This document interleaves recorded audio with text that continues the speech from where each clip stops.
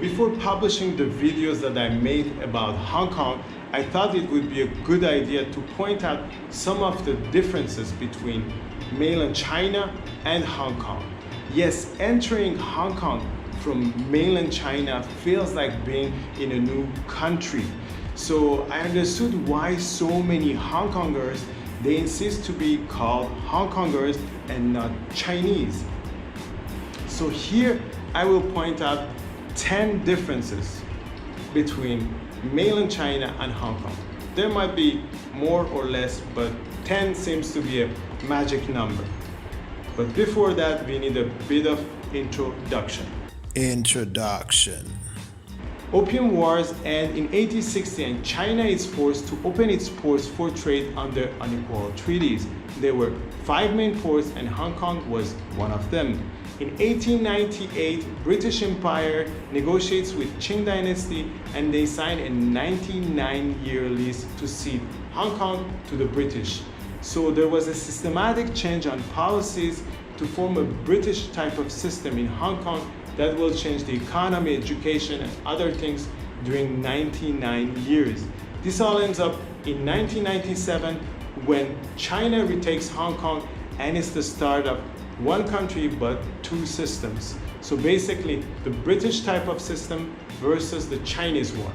As a traveler, when you travel from mainland China to Hong Kong, the differences between these 2 systems are quite obvious to your eyes, and here I will mention some of them. Number 1. Security and law enforcement. The railway stations and subway stations are quite controlled by the police officers and sometimes even army officers. And all your belongings will be scanned, but this is not the case in Hong Kong. So you can comfortably walk without scanning your belongings. And for somebody who makes videos, I was having this camera on my hand. I was always afraid like one of those officers will stop me. But in Hong Kong, it was like quite comfortable to make movies or videos, anything. Number 2. Economy. Hong Kong is the freest economy in the world. With low taxation, free market and trade, it's one of the best places to have your startup, and it attracts a lot of foreign investment. On the other side, China, based on economic index of freedom, is ranked number 100 after Namibia. So if you're thinking about like investing your money in China, think twice because Africa might need your money more. Number 3. Traffic rules. So as you walk on the streets of Hong Kong, like other former British colonies, they drive on the left side, as opposed to China that they drive on the right side. And you will definitely see that famous double-story like buses like running through the city, which gives like this British type of like look to Hong Kong. Number 4. Foreign workers. The GDP per capita of Hong Kong is 5 times higher than China. So it means that the average earning of a Hong Konger is 5 times higher than a Chinese. So some Hong Kongers, they hire a maid coming from Indonesia, Philippines, to take care of their seniors or kids. And you will definitely see them as you walk on the streets of Hong Kong. Number 5. Poverty. Hong Kong has one of the highest gap between rich and poor. So as you walk on the streets of Hong Kong, you will see many homeless people, especially close to the subway stations. And the poverty is estimated to be between 15 to 20%. But in mainland China, it's quite rare to see like homeless people, and they estimate like the poverty to be around 2%. Number 6. Prostitution. Yes, prostitution is legal in Hong Kong. So as you walk in Hong Kong, especially around the night market, you will see prostitutes like waiting for their customer. But in mainland China, prostitution is illegal. And in big cities, sometimes there are like some sort of like massage shops that they have like kind of happy endings, they say.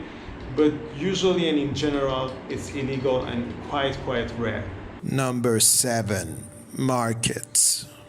Hong Kong is full of street markets that are outdoor, and one of the reasons is because it's really dense. On the other side, China, it's a large territory, so you will find indoor or outdoor markets, both. Number 8. Education. The literacy rate in Hong Kong is 99%, and in mainland China is 96%. But what I found interesting in Hong Kong is that many people and even kids are able to speak really good English, and it makes it much easier to communicate.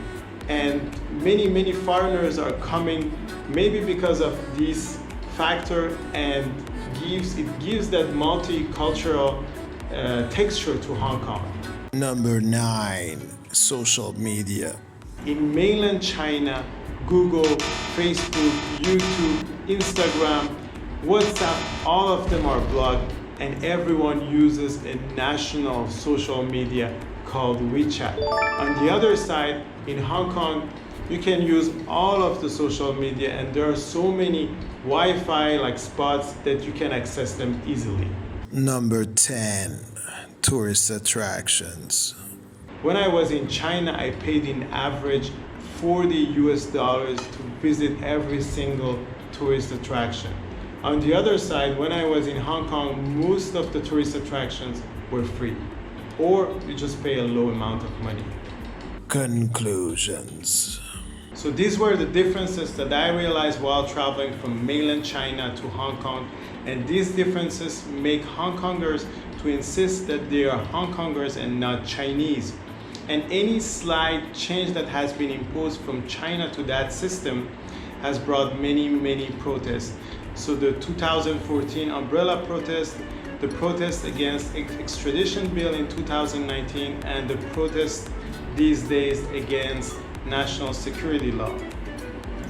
Anyway, we wish for the best and hope for the peace. And if you like this video, so subscribe and share. And if you didn't like it, subscribe as well. You might like the next video. Ciao. Bloopers. There were 5 main, these are 10. So some Hong Kong